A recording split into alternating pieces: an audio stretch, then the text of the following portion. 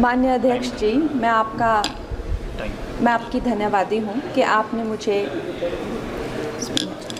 आपने मुझे railways amendment bill 2024 पर अपने विचार रखने का मौका दिया। माननीय रेल मंत्री श्री अश्विनी वैष्णव जी द्वारा प्रस्तावित इस बिल का मैं स्वागत करती हूँ।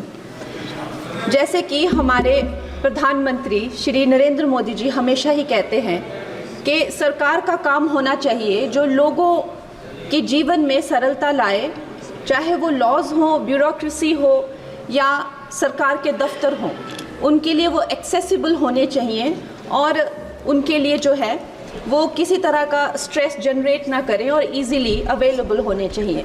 निश्चय ही ये जो बिल है इस उद्देश्य में जो है वो सफल होता है और इसके अंतर्गत जो है 1905 में जो रेलवे बोर्ड एक्ट था उसको 1989 में जो रेलवे एक्ट है उसमें क्लब किया जा रहा है। निश्चय ही इस तरह के जो एक सिंगुलर लॉ बनाकर जो है वो आई फील कि हमारे जो साधारण मानवीय हैं उनके लिए बहुत ही इजीली अवेलेबल होंगे, एक्सेसिबल होंगे, इसीलिए मैं इसका स्वागत करती हूँ।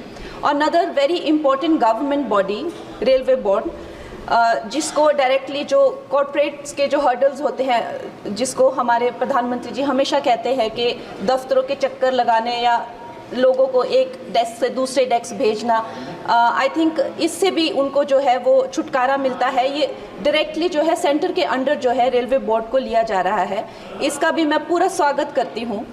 और उसके साथ ही वंदे भारत की जो हमारी जो ट्रेन्स हैं वो हमारे लिए आत्मनिर्भर भारत आधुनिकीकरण का एक बहुत बड़ा, एक प्रभावशाली उदाहरण, एक चिन्ह बनकर आई हैं सामने। और जब 68 वंदे भारत जो है भारत को दी गई थी तो उसमें से एक वंदे भारत हमारे हिमाचल जैसे छोटे से प्रदेश को भी दी गई थी, ऊना शहर में।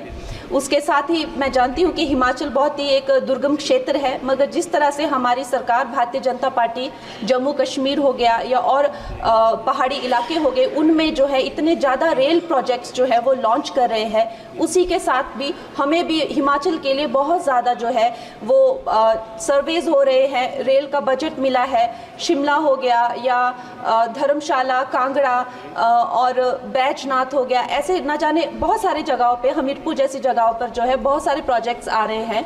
लेकिन मैं माननीय मंत्री जी का ध्यान मैं मंडी क्षेत्र की तरफ लाना चाहूँगी। एक्चुअली मंडी क्षेत्र 60 to 70% ऑफ जो हिमाचल का जियोग्राफिक एरिया है वो मंडी क्षेत्र में ही आता है और हमारा जो क्षेत्र है उसमें अभी तक इस तरह का ना कोई सर्वे हुआ है ना सुविधा है। अगर हमारे क्षेत्र में अगर चाहे वो सेंट्रल मंडी अगर दिल्ली से जुड़ता है या चंडीगढ़ या चाहे अंबाला जैसी 2-3 जगहों से भी अगर हमें जोड़ा जाए तो हमारे हिमाचल की जो प्रगति और विकास है उसमें हमें बहुत सहायता मिलेगी।